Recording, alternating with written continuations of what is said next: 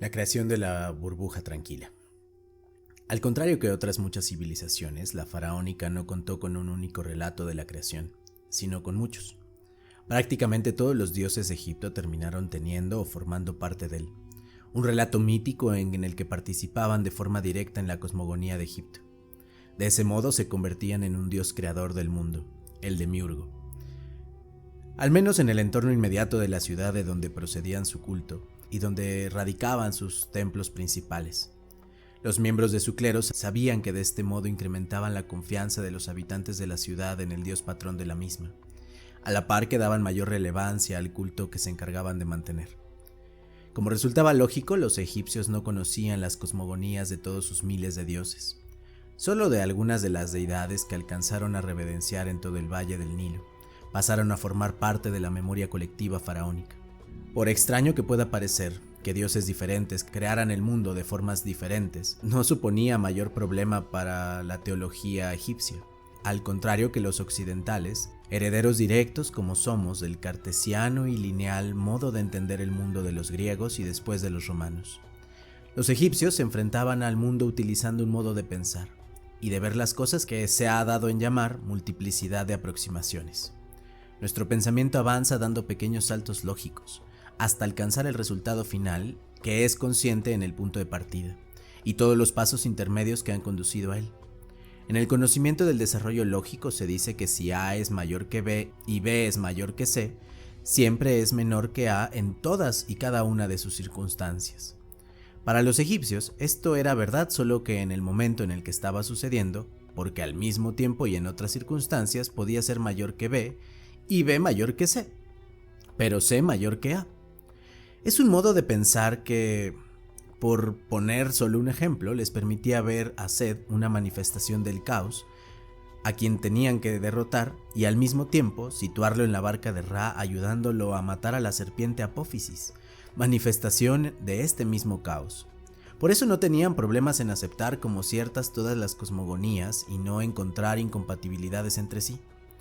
El problema surge para el egiptólogo cuando, dada la facilidad de los egipcios para amalgamar dioses y mitos, el clero de una divinidad decidía incorporar a su cosmogonía detalles o características de otras, bien porque acababa de apoderarse de algunos rasgos de su deidad cuyo culto desaparecía, o bien porque deseaba crear un dios más poderoso. La dificultad de encajar las piezas y sus diferentes verdades tiene como resultado unos textos que para el lector moderno resulta un tanto caótico y llenos de contradicción. No obstante, todas las cosmogonías egipcias presentaban un rasgo compartido, el origen de la creación, que siempre sitúan en el Num, las aguas del caos. La explicación de este origen común es sencilla, aunque desde hace 40 años ya no se puede ver, solo contar. Fue entonces cuando la construcción de la presa Asuán cerró el ciclo natural que había sido el alma definitoria de la civilización faraónica desde la prehistoria. Egipto es una tierra yerma, flanquecida por desiertos, hendida por un largo y ancho río, que a finales de junio comenzaban a desbordarse, inundando sus orillas. Al cabo de 4 meses, con la misma parsimonia que habían cubierto el país, las aguas se retiraban. Lógicamente, cuando esto sucedía, los puntos más elevados del paisaje eran los primeros en sobresalir de la oscura y opaca masa líquida, dejando ver cada año el mismo espectáculo, las colinas recubiertas de negro limo fértil, sobre las que de inmediato se posaban las aves y comenzaban a germinar hierbas. Esta imagen terminó por grabarse en la conciencia colectiva de todos los habitantes del Valle del Nilo, siendo incorporadas después a todas sus cosmogonías. Para un egipcio era casi imposible imaginarse un mundo que no naciera de las aguas, porque cada año veían con sus propios ojos que así era como sucedía. Todos los relatos de la creación faraónica consideraban las aguas de Num contenidas en la disociación de los elementos necesarios para la generación del mundo. Dentro de ellas, el demiurgo existía en potencia, y dependiendo de cada mito, emergían de las aguas de un modo u otro para crearlo. La cosmología helipolitana variaba ligeramente, porque entendía el caos como la ausencia de todos los elementos de la vida, aunque su dios creador también surgía de él para crear al mundo. En realidad, habiendo sido el sol el principal de los dioses egipcios durante todo el periodo faraónico, la cosmología helipolitana terminó influyendo someramente en casi todas las demás, al menos en las versiones tardías que conservamos de sus relatos de la creación. Cierto que los egipcios consideraban que el dios tenía 3 manifestaciones: Kepri, el renacido sol del amanecer; Ra, el poderoso sol del mediodía; y Atum, el envejecido sol del atardecer. Pero en los relatos de la creación, el demiurgo siempre se trata de Atum. El relato más antiguo que poseemos de esta cosmogonía se encuentra disperso en las diversas recitaciones de los textos de las pirámides. La aparición del mismo dios es misteriosa, pues surgió algo así por una generación espontánea en medio de la nada en las aguas de Num. Nací en el abismo antes que el cielo existiera, antes que la tierra existiera, antes que lo que iba a ser hecho firme existiera, antes que el desorden existiera, antes que el miedo que aparece debido al ojo de Ra existiera. Textos de las pirámides. La colina primigenia, la primera masa de tierra cerca en surgir del Nun, y sobre la cual tendría lugar el acto de la creación, apareció Heliópolis, donde se encontraba el principal culto del dios. Encima de ella, el demiurgo recurrió a la reproducción sexual para crear a los 2 primeros dioses. No obstante, dado que era el único ser que existía para poder eyacular el semen generador de vida, se tuvo que dar placer a sí mismo. Atum es aquel que una vez vino a ser, aquel que se masturbó en Im, se tomó el falo en las manos para poder así tener un orgasmo. Y de ese modo nacieron los gemelos Shu y Tefnut. Textos de las pirámides. Posteriormente, dado que los egipcios comprendían que el mecanismo de la reproducción implicaba a los 2 sexos por igual, los teólogos helipolitanos intentaron racionalizar esta acción solitaria de Atum. El sistema fue sencillo: convertir su mano en una deidad femenina independiente. De este modo, el mundo no había nacido de un acto de masturbatorio de un dios, sino de un coito normal, Atum con otra diosa. Ya en este mito encontramos una de las múltiples aproximaciones a las que tan dados eran los egipcios, porque en los mismos textos de las pirámides vemos que el acto creador del sol varía, aunque ya no se masturba, sino que escupe, y de su saliva nacen los 2 primeros hijos, Shu y Tefnut. Oh Atum Keper, has venido para ser alto sobre la colina. Has amanecido sobre la piedra Ben Ben de la casa del Fénix. Y Num escupiste a Shu y expectoraste a Tefnut. Textos de las pirámides. Mas la cosmología no termina con el acto de Atum, ni mucho menos. Ahora es el turno de Shu, la personificación del aire, y Tefnut, la personificación del calor más que de la humedad. Unos hermanos que se desposan y dan a luz a Geb, la personificación de la tierra, y Anut, la personificación de la bóveda celeste. A su vez, esta pareja de hermanos se casan entre sí para tener cuatrillizos: Osiris, Isis, Set y Neftis. Y si bien Isis y Osiris traerán después al mundo al dios Horus, este no forma parte del conjunto primogenio de dioses que los egipcios conocen como la Edad Helipolitana, un grupo de 9 dioses considerados en ocasiones como una entidad divina en sí misma. Se podría decir que el relato cosmológico helipolitiano continúa con la historia de Horus y Set. En los textos egipcios la historia solo aparece fragmentada, pero se puede sintetizar como sigue. Osiris estaba actuando como un benéfico rey de Egipto cuando es asesinado por su celoso hermano, Set. Tras descuartizar y dispersar el cadáver, aquel es nombrado rey de Egipto.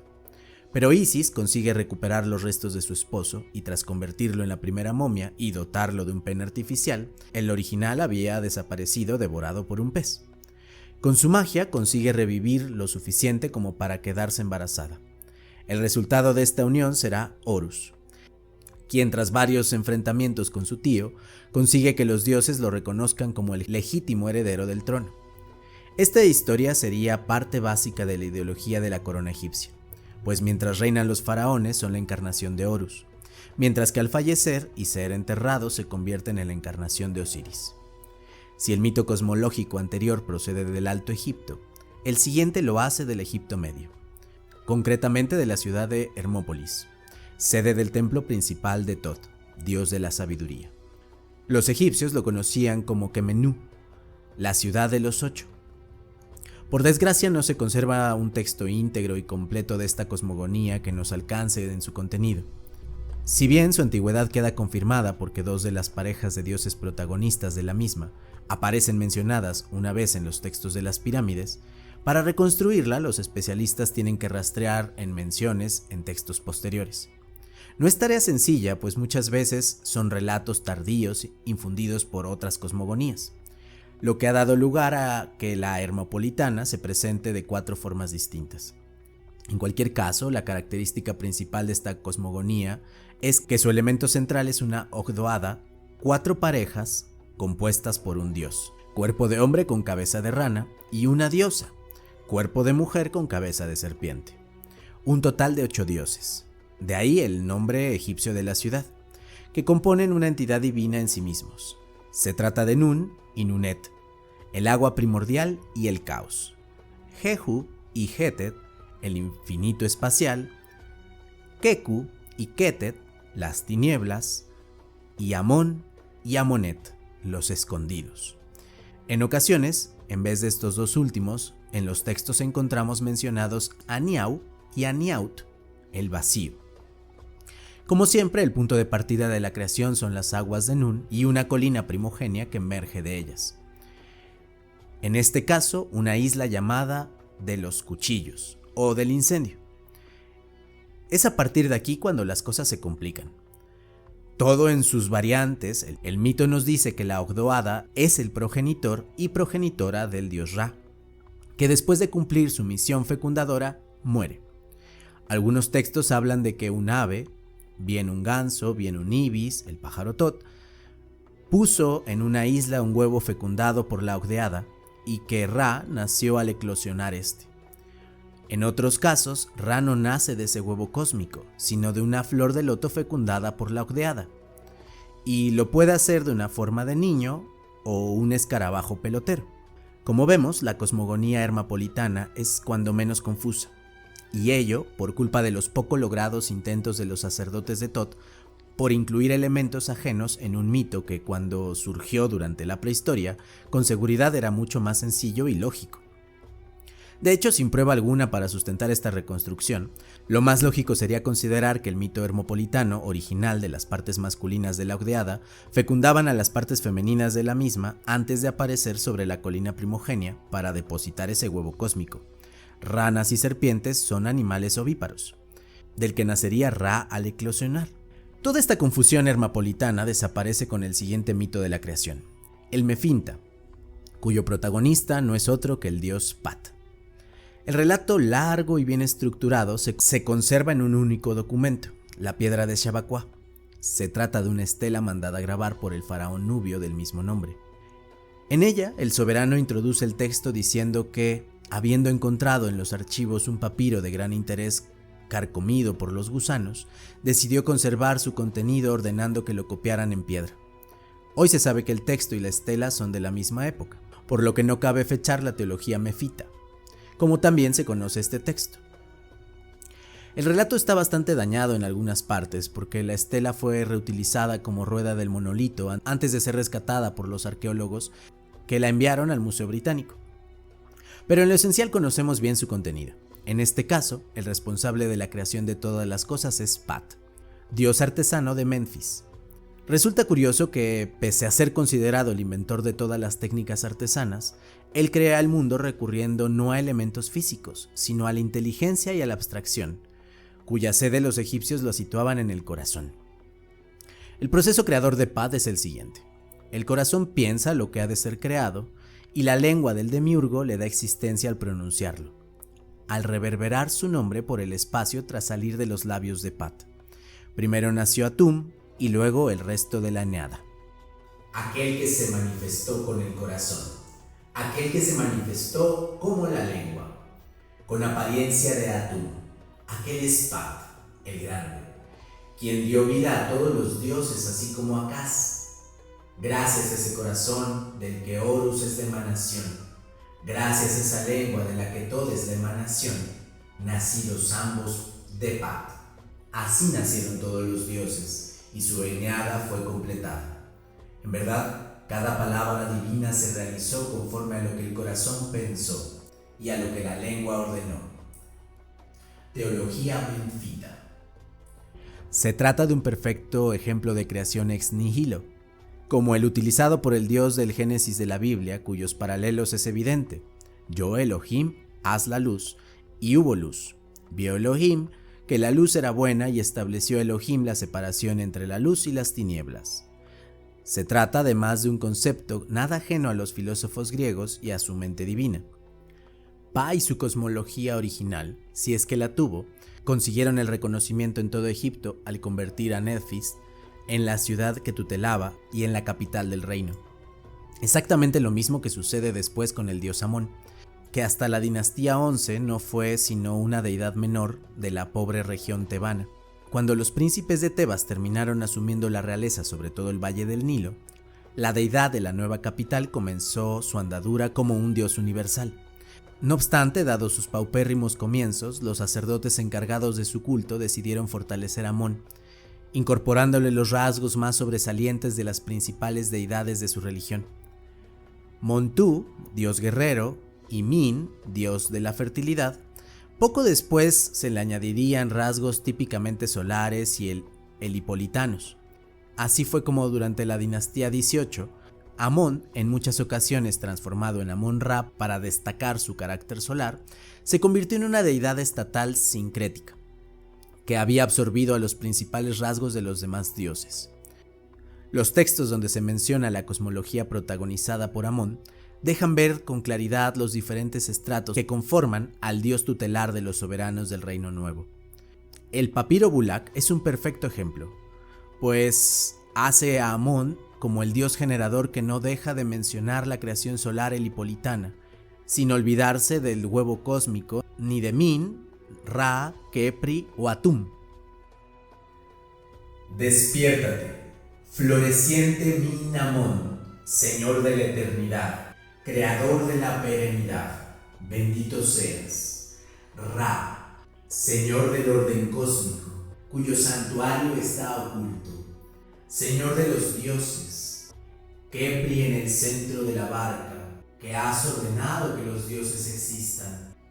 Atum, Creador de la humanidad, que has diferenciado sus formas y has hecho que vivan, que has distinguido los unos de los otros por el color de la piel, forma única que hizo todo lo que existe, el uno, único que creó los seres, por cuya boca existieron los dioses, quien dio aliento a quien estaba en el huevo.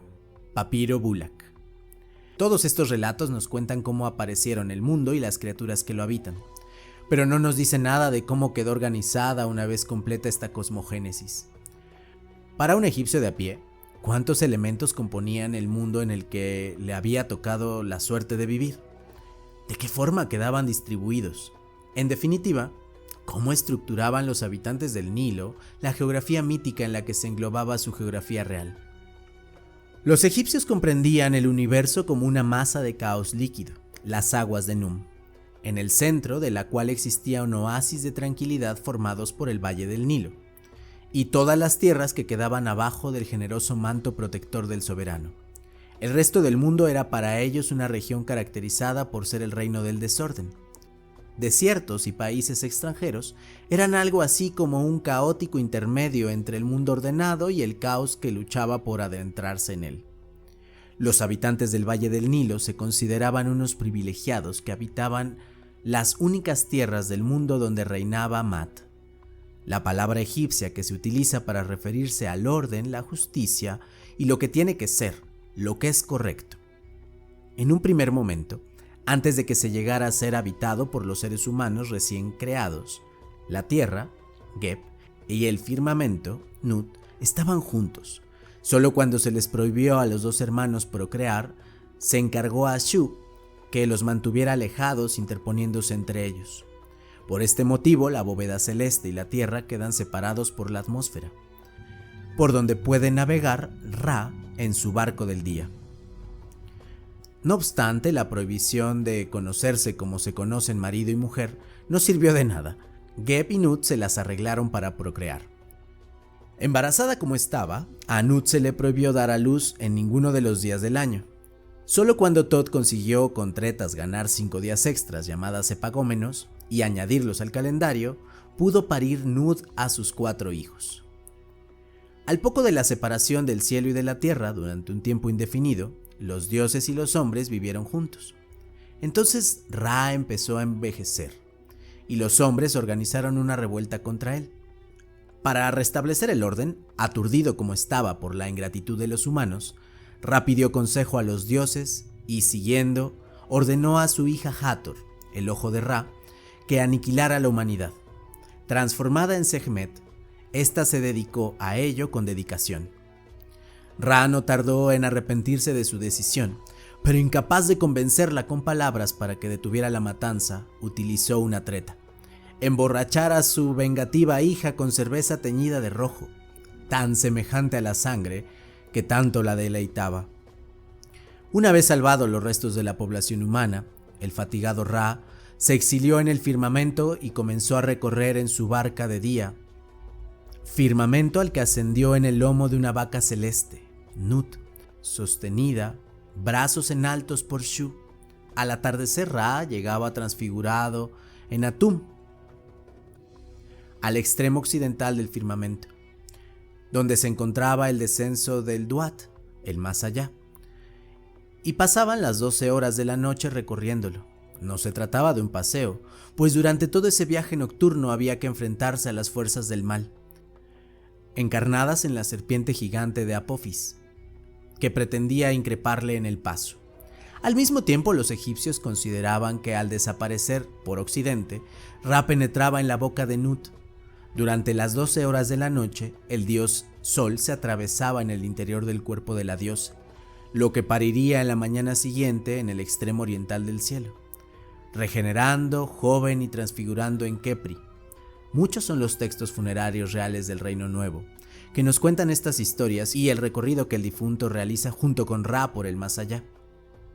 El libro de la vaca celeste, el libro de las cavernas, el libro de las puertas, la letanía de Ra, entre muchos otros. Desde un punto de vista más terrenal, los egipcios entendían que vivían en el centro de todas las tierras del mundo. En Kemet, la Tierra Negra, el fértil valle del Nilo inundado y cubierto cada año por las nutritivas aguas de la crecida cargada de limo en suspensión.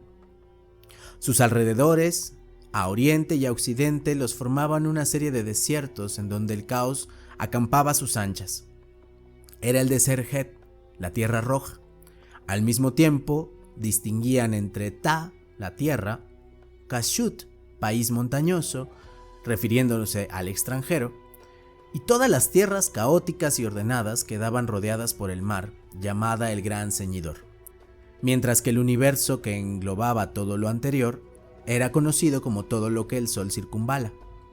El país de los faraones también era conocido por sus habitantes como las dos tierras, en lo que es un ejemplo de las habilidades tan queridas de los egipcios, pues geográficamente dividían el valle del Nilo en Bajo Egipcio, que es el norte de Egipto, hasta el vértice sur del delta, representado por la abeja o el papiro, y el Alto Egipto, el sur desde el comienzo del delta hasta la isla elefantina, representado por el junco. Visto con nuestros ojos modernos, resulta extraño encontrar en el sur la zona alta del Valle del Nilo. Por lo tanto, geográficamente como ideológicamente para los egipcios tenía sentido. Geográficamente porque el Nilo nace en el sur, donde descienden hasta desembocar en el Mediterráneo. Ideológicamente porque el punto cardinal respecto al que se orientan los egipcios era el sur, el origen de la crecida, de tal modo que el occidente era un sinónimo de derecha y el oriente de izquierda. Justo al contrario para nosotros. Con razón decía Heródoto que los egipcios son un pueblo que hace todo al revés. En resumidas cuentas, los egipcios estaban convencidos de vivir en el centro del mundo, como lo han considerado todos los pueblos de sí mismos. Situaban al mundo de los dioses en el firmamento, muy por encima de los hombres, que era la tierra. Por su otra cara, esta contaba con un no firmamento, el Nenet, un lugar nada agradable donde los hombres vivían boca abajo y comían excremento. Dentro de su mundo, la figura más importante para los egipcios era el soberano, heredero directo de un linaje de reyes que se remontaba al propio Atum-Ra. al que sucedieron Shu, Geb, Osiris, Horus y los seguidores de Horus, el conjunto de gobernantes ávidos en Egipto antes de Nemer, el primer soberano de la dinastía I. El faraón era el único intermediario posible entre el mundo de los hombres y el de los dioses. Semidios en sí mismo, pues al ser coronado se convertía automáticamente en Horus en la tierra. El rey de Egipto era el encargado de realizar todas las ceremonias religiosas en el país. Nadie podía sustituirlo en la tarea, aunque él delegaba a los sacerdotes. Estos siempre actuaban en representación suya y nunca a título propio. Gracias a las ofrendas, los dioses se alimentaban y se mantenían cercanos a Egipto. No le daban la espalda, como dicen los textos, con las desastrosas consecuencias que esa actitud hubiera tenido para todos. Mantener alimentados y satisfechos a los dioses formaba parte de la gran tarea del monarca. Mantener a raya el caos que pretendía señorearse al país. El único motivo de existir era conseguir que Egipto siguiera siendo la burbuja tranquila de aire y de luz donde reinaba Mat. Su obligación era enfrentarse a los enemigos de Egipto, los 9 arcos, una tarea de la que siempre retorna triunfante. Por eso incluso las batallas que estuvieron a punto de terminar en desastre total, como la de Kebesh, encabezada por Ramsés II, eran publicadas por el monarca como resonantes triunfos. Estas particularidades de la ideología egipcia le costó una pequeña reprimenda diplomática, porque tras la firma del acuerdo de paz, el embajador hitita comprobó asombrado que Ramsés II se jactaba en los textos de haber derrotado estrepitosamente a los enemigos que se enfrentaron frente a la ciudad siria. Tras informar a su soberano, este envió una carta de queja al faraón, en la cual se asombraba de que Ramsés II tuviera el valor de decir tal cosa, conociendo como conocía cuál había sido el resultado de ese enfrentamiento. Sabiendo que el texto de la batalla de Kebesh describe a un Ramsés II atacando en solitario a las fuerzas enemigas, Hattusis III le pregunta mordaz en su carta: ¿realmente no había ahí ni un ejército ni carros? Y es que mantener la Mat, a veces, requería que el faraón, quien le respondió insistiendo en la exactitud de su descripción, se tomara algunas libertades creativas.